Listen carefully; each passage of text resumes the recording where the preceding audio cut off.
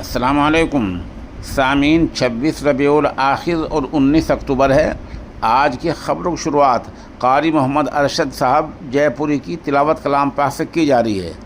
दरअसल कारी मौसूफ़ आज मगरबी उत्तर प्रदेश के ज़िला मुज़फ़्फ़रनगर के दारुल उलूम मसीहिया निडमानी में मौजूद हैं, जहां वो इदारे में आए हैं और मौलाना अब्दुल क़य्यूम साहब से मुलाकात की है।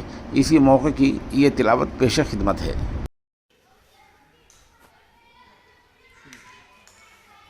أعوذ بالله من الشيطان الرجيم. بسم الله الرحمن الرحيم.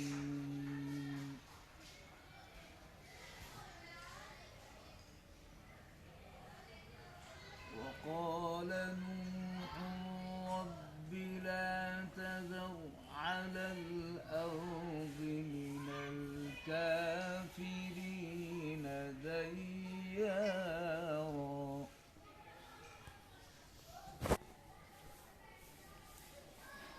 إنك إن تذرهم يضلوا عبادك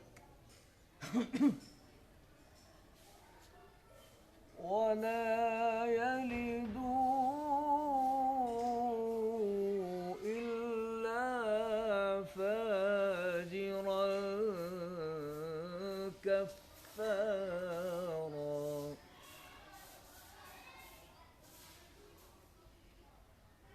وقال نوح رب لا تذر على الأرض من الكافرين ديارا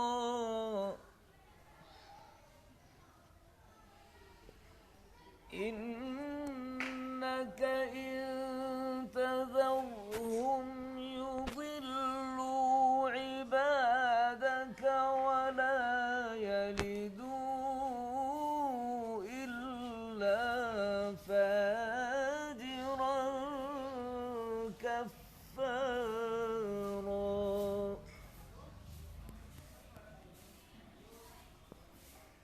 رب اغفر لي ولوالدي ولمن دخل بيتي مؤمنا وللمؤمنين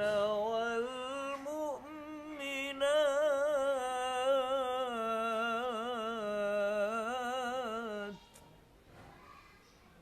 ولا تزد الظالمين إلا تبارا. صدق الله العظيم.